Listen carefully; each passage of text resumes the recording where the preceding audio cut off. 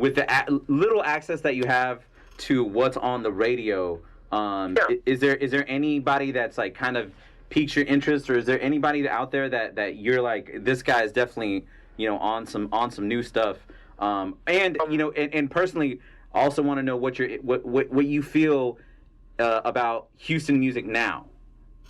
Of course, I'm an MC, okay. So I don't give a damn how good the subject line is. I don't care how good the story is. If you're not making multi-syllable rhyme structures, I'm not that impressed.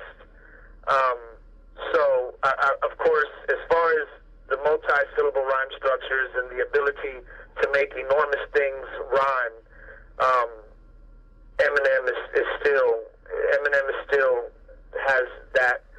If anybody can compete with Eminem, it would be the Wetback. It would be SPM. But other than that, Eminem is still on top. As far as just charisma and style and that shit sounds good. Drake hits a lot of home runs. Right, sure, absolutely. I like that real quick that just come out, and Please Believe. They're the kind of the fast ones that he's been coming out with. He's a little bit slacking on the multi-syllable rhyme structures, but he just has so much charisma. His rhymes, he's definitely not robbing nobody. Mm-hmm. Wayne is a genius. Lil Wayne is an absolute genius. He, no matter what anybody says about him, I'm an MC. And a lot of people say, man, I'm sick of Lil Wayne or whatever, but he is an absolute genius. Almost every line is a simile or a metaphor, and every rhyme is always at least a compound. Mm-hmm.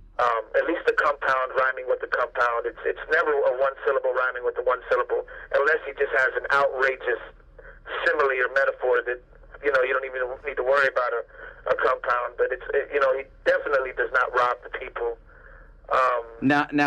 Shortly after you got locked up, Houston really exploded. We had like Still Tippin' and all these other songs that Paul Wall and Chamillionaire and whatnot have done. But as of lately, Houston music hasn't really been hitting the radio waves like it used to. I mean, we influence a lot of people. You hear a lot of Houston in them, but you don't hear a lot of Houston rappers. Why do you think that is? You're right. Paul Wall went platinum back in 2004, 2005. I forgot. It might have been 2007. I don't know, but it was back some time ago. Mm-hmm. Mike Jones went platinum back some time ago. Slim Thug is still strong as ever, but we're not selling like we used to, and I think the world just kind of fell in love with us, and it was more of an infatuation than it was a real love. And so infatuations are usually temporary. It's kind of that kind of deal where it goes up and down, and we're probably, as far as numbers and going platinum and stuff, we're probably on a down, a little bit on a down, but it'll pick back up, just like everything. But now why that's going on? Well, why do you think? Just with probably because we will not make a song if we don't talk about wood grain, elbows to bows, or popping trunk, or sipping syrup. We just won't, and we refuse to. Now, see, okay, so here's one of the things that made me a SPM fan, right? Mexican Radio was one of my all-time favorite songs, as a Wall of Voodoo song, okay? Right. And so the fact that you took this old 80s, song and sampled it in a way, because people were sampling stuff, sure, but they weren't sampling Wall of Voodoo, the fact that you went to that place and you grabbed this song and you used it in such a clever way, that was always one of my things that made me such a big SPM fan, and I think that's one of the things that makes you different from all the other Houston artists out there. When we talk about Houston artists, they do almost always talk about the same things, but I can literally go down through your catalog and you're quoting Tom Petty here, or you know what I'm saying? Like there were things that you said that weren't necessarily what a rapper would say. And where do you think, where does that come from? Like to me, the funniest thing about SPM, South Park Mexican, like when I used to go to South Park, there weren't a lot of Mexicans. No, yeah. So like I thought it was such an appropriate name, like yeah. Well, every time because I used to hang out at a club called Boomerang, and I remember the first time I told Matt Hatter, because I would hang around at Boomerang because 97.9 was there, right? And I would get on the radio while they were, hey, we're live at Boomerang, and we have somebody here that wants to say what's up. What's up, dude? What's going on? Hey, what's up, man? South Park Mexican here, man. Y'all guys come check out Boomerang, man. I'm gonna start fighting, And I remember he said, well, what's your name? I said, I'm the South Park Mexican. And he just started busting out laughing, because it's a hilarious name. Yeah, it is. It's basically saying, I'm the only damn Mexican in South Park, but of course now Mexicans are like invading. Right, they're everywhere. All territories. Yeah. They're coming in with their roosters and their loud music at 6 in the morning, working on their trucks. And people are starting to move out. There's actually entire streets. When you go through South Park, you won't see a Mexican, and then you go down one street, and the entire street is nothing but Mexicans. I mean, we're just taking it street at a time, one street at a time. Wow. You have 1 minute left. Back when I was, back in the '80s, and when I was out there, I was literally the only Mexican male in my entire school. Wow. That was at Woodson Middle School, and Scarface was there with me too. Cornell X, the Quam X. Yes, yeah. He was there. His older brother, Quincy Evans.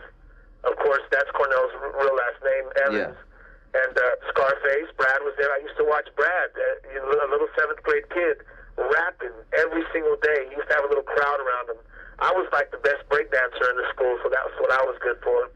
There was 2 other Mexican girls that went there too, but they really couldn't speak English that well. I was the only Mexican male in my entire middle school and my entire high school, and at Worthing High School. So wow. I was literally the South Park Mexican back then, but I think South Park has changed a lot. I'll hit you back. All right.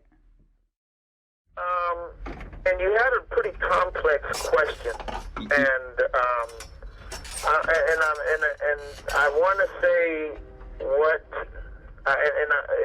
you were speaking about how the way that I perceived it is, why Houston, has kind of faded a little from the spotlight, right? But been mocked at the same time. I'm sorry? It's faded from the spotlight, but still been imitated. Right, it's still a powerful music scene, and always will be, because we're so original. Sure. And I'm thinking that you might have asked what is it about SPM that is continuing to.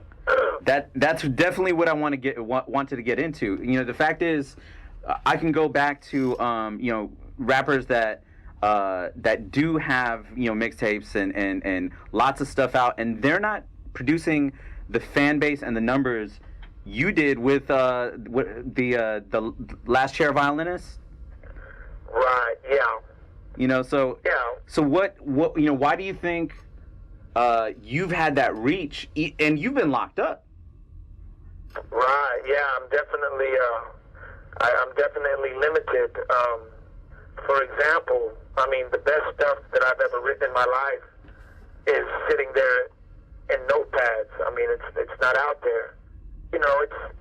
It's really things that I say, that people just, they can't get out of their mind. Mm-hmm. It's just, it's kind of like when you meet a girl, and you're this wonderful person for the first week that you meet her. You're this just incredible person, and that feeling that she gets, that she's never had with any other man, that feeling, that level of ecstasy that you took her to, that's enough for you to be an asshole for the next year.